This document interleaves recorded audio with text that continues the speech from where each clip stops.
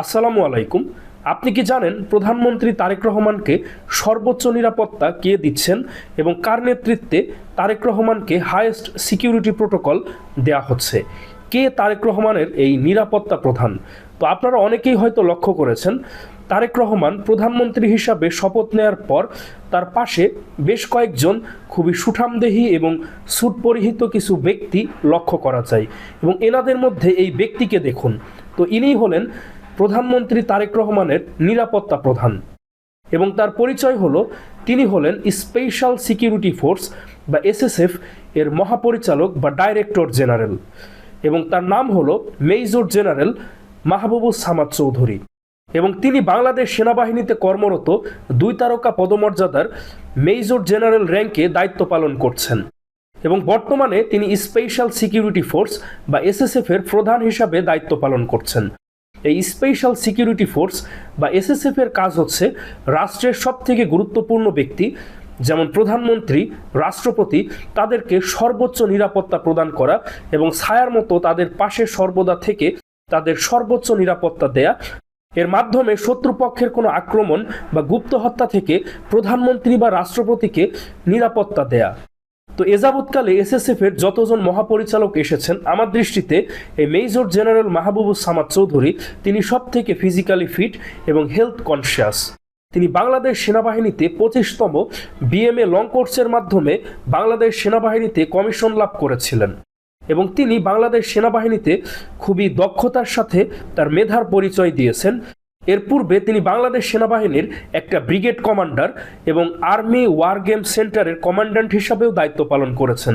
শুধু তাই নয়, তিনি দেশের বাইরেও বিদেশেও তিনি খুব সুনামের সাথে তার দায়িত্ব পালন করেছেন এবং তিনি জাতিসংঘের যে শান্তিরক্ষা মিশন সেখানে তিনি বেশ কয়েকটি দেশে খুবই গুরুত্বপূর্ণ দায়িত্ব পালন করেছেন এবং সফলতার সাথে তার দায়িত্বও সম্পন্ন করেছেন। এবং তার আরেকটা পরিচয় রয়েছে, আপনারা হয়তো অনেকেই লক্ষ্য করেছেন, এর পূর্বে তিনি অন্তর্বর্তীকালীন সরকারের প্রধান উপদেষ্টা ডক্টর ইউনূসেরও নিরাপত্তা প্রধানের দায়িত্ব পালন করেছেন।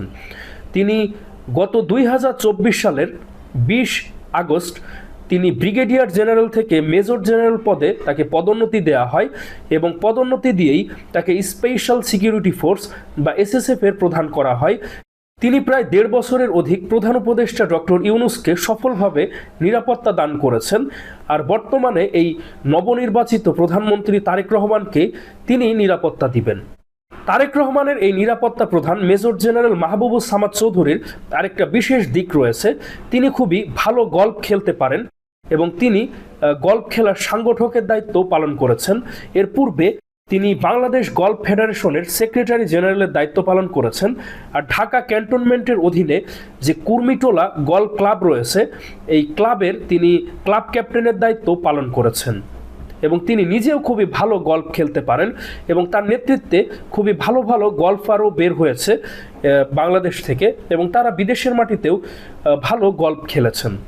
আর প্রধানমন্ত্রী তারেক রহমানের নিরাপত্তা প্রধান হিসাবে এই মেজর জেনারেল মাহবুবুস সামাদ চৌধুরী সর্বদাই দেশে এবং বিদেশে তারেক রহমান যেখানেই সফর করবেন সর্বদাই তার পাশে ছায়ার মতো তিনি লেগে থাকবেন এবং কোনো প্রকার আক্রমণ থেকে তারেক রহমানকে তিনি নিরাপত্তা দিবেন। তো প্রধানমন্ত্রী তারেক রহমানের যিনি নিরাপত্তা প্রধান তিনি খুবই কমিটেড একজন পার্সন। বিশেষ করে এই এসএসএফ বাহিনী স্পেশাল সিকিউরিটি ফোর্সে যারা থাকেন তারা খুবই কমিটেড, তাদের জীবনের বিনিময়ে হলেও প্রধানমন্ত্রী এবং রাষ্ট্রপতিকে তারা সেভ করবেন। তারা এতটাই কমিটেড এবং তারা খুবই দক্ষ এবং তারা শত্রুর যে কোনো তাৎক্ষণিক আক্রমণকে তারা রুখে দিতে পারেন। তারা খুব দ্রুত গুলি ফায়ার করতে পারেন, সেকেন্ডে বেশ কয়েক রাউন্ড তারা গুলি খুব নিখুঁতভাবে ছুটতে পারেন, শত্রুর যে কোনো হামলাকে তারা প্রতিহত করতে সক্ষম। তো দর্শক মণ্ডলী, প্রধানমন্ত্রী তারেক রহমানের এই নিরাপত্তা প্রধান মেজর জেনারেল মাহবুবুস সামাদ চৌধুরী সম্পর্কে আপনাদের কি অভিমত অবশ্যই কমেন্টে জানান।